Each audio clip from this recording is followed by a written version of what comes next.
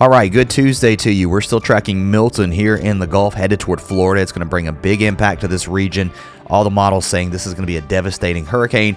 And we're looking at the long-term forecast too. We're going to talk about the cold weather that I think is on the way for a good chunk of the country. Temperatures likely dropping below normal, and we may see freezing temperatures into the mountains, which is going to be a problem, especially where folks are without power.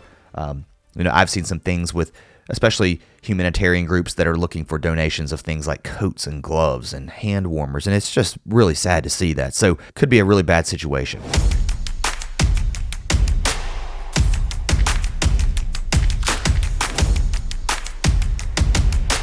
Let's talk about Milton. This is also a bad situation. Milton's going to grow. This storm is going to get bigger and bigger, while you may go, oh, well, it's not a 180 mile per hour storm now. At this point, it doesn't really matter because the forecast is for this thing to get bigger and bigger as it gets towards the coast. You saw it right there, boom, much larger because it's going to start to encounter that wind shear we've been talking about. That's going to make the storm just expand, and that means more damage across a wider swath. Also, our storm surge still going to be on the south side of this. That's where it's going to be the worst, along the coast, and this thing will likely maintain hurricane status as it moves inland. Look at some of these model gusts, over 110 here along St. Pete, down to Bradenton. Wouldn't shock me if we see 100-mile-an-hour gust. Once this thing moves inland, again, it's going to just cause a buzzsaw of damage all up and down the I-4 corridor, maybe just a bit north of I-4.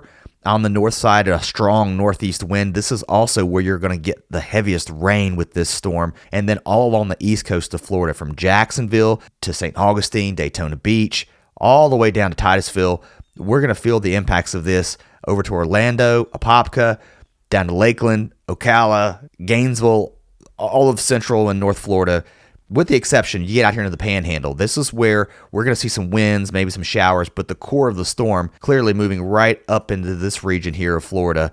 And then as we move into Thursday afternoon and Thursday evening, we're quieting down here across a good chunk of Florida.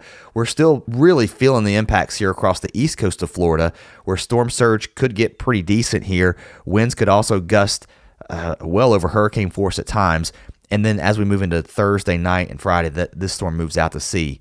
Taking a look at the track of this storm, this really hasn't changed a whole lot. I always like to point this out, and the Hurricane Center, I think, tries to do this. The cone is really, it doesn't show the size of the storm. That would be where the center of circulation would come ashore. I showed you how big this thing's going to get, so the impacts will be felt away from the center of circulation.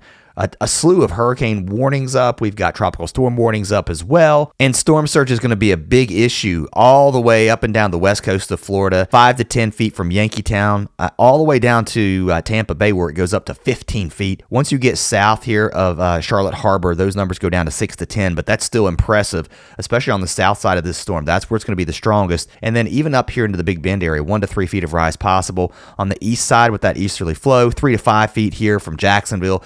It starts to drop once you get down toward Volusia, Brevard counties, and then 2 to 4 feet down to Sebastian Inlet. And then look, all the way up into South Carolina, we could see rises up to 1 to 3, 2 to 4 feet, somewhere in that neighborhood. So a big impact with the storm surge.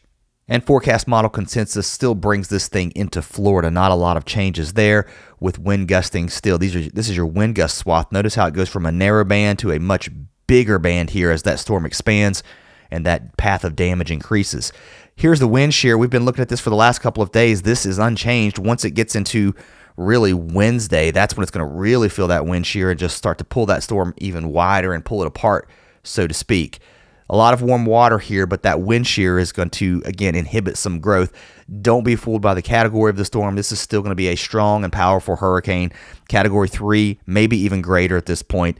Our earliest arrival of tropical storm force wind times, somewhere tomorrow morning. This is the last day. This is the last day to prepare if you're in Florida, and make your plans accordingly. Whether that's evacuate, hunker down, follow my advice, do what the emergency managers are telling you to do, the emergency workers, because and your local officials.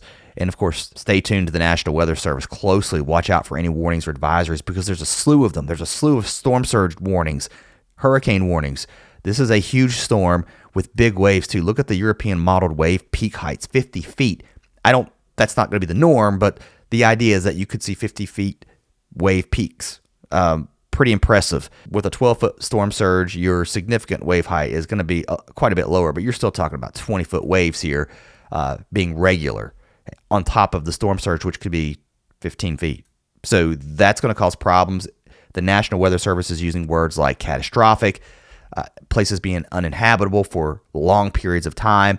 And once the roads start getting flooded, once the power lines start coming down and debris gets everywhere, the roads are going to get blocked, trees are going to come down, and you're not going to be able to get out at that point. So that's why I say today's the last day, really, to get where you need to be and be safe. Another threat as Milton moves ashore will be tornadoes. The tornado risk going up here across central and south Florida. That is away from the center of circulation. So on the south and southeast side of this, we'll likely see quite a few tornadoes. So have a plan and be ready for just about anything in Florida. It's going to be tough. Across the rest of the country, of course, we're watching Milton here. It's a big story, I know.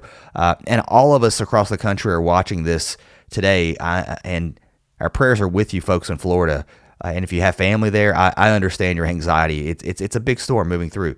This is kind of where our jet stream is right now. We've got an upper low here across the northeast. That's pulling in some cold air. Also, we've got some showers, maybe even some snow showers here into the northeast. Some cold air aloft and into the Green and White Mountains. Not really a big deal, but still some cold October rainy, snow showery weather. And then there goes Milton across Florida as we head into Thursday and then into Friday. It's out to sea. Now, let's talk about what happens after this. Milton moves out. High pressure builds in here. We start to dry out across Florida. And we have another storm, at least not really a storm, I guess, our next system, so to speak. A big trough starting to swing in. We will get an area of low pressure likely developing along that. So if you want to call it a storm, we'll call it a storm. This one will be an interesting one to watch. This is a very big trough as we head into the weekend here. Jet stream swinging through like this, a lot of dynamics.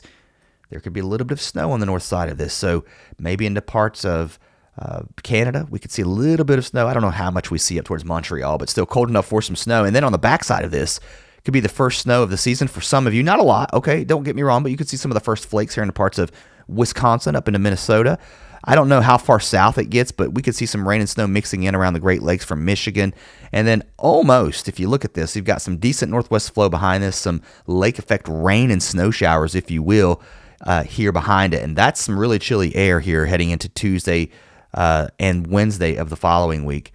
And once that moves out, I think at this point, take the GFS and just go, I don't know. But I'll tell you what I don't like is we may be looking at more tropical development down here in the Gulf of Mexico. Where does that go? Does it go into Mexico, Central America? Does it come north? I think there's a lot of questions. And then the GFS starts doing GFS things, doing crazy stuff. But it looks stormy, right? Very active. This northwest flow, I think, will continue. I think that's the idea. I think we're going to have these warm-ups and cool-downs in the northeast, and it looks like that is kind of panning out. I don't like the way this looks, though. Look at next Tuesday, morning low temperatures. A lot of 30s. This could be some of the coldest air we've seen of the season moving south, and it could get pretty far south too. So by the time we get into next Wednesday, we're down into the 40s here, almost to Macon, down to the coast. And then really cool now, we're easily in the 40s from Atlanta down to Birmingham, maybe even to the Gulf Coast. Below freezing temperatures possible here into the mountains, especially in the early morning hours. This could be our first freeze for some of these areas where, again, they're trying to clean up and some folks, again, no power. Who knows when it will be restored? If you've seen some of the pictures out of western North Carolina, I mean, it blows my mind. I'm talking about large transmission power lines that are gone. That means no power's coming in until those get fixed. And we are fast heading toward winter. And cold temperatures, listen, I'm from the southern Appalachians. I can tell you, it gets cold here much earlier than outside of the mountains. When you get up in elevation around 3,000, 4,000, 5,000 feet, it's a big difference. So say a prayer again for our folks and our friends in North Carolina and East Tennessee as they deal with the cleanup. Thank you guys for watching. If you like coming over to the channel, checking this stuff out, I hope you will subscribe. It does help a lot, and I appreciate all of you guys. Hope you have a great day. See you next time.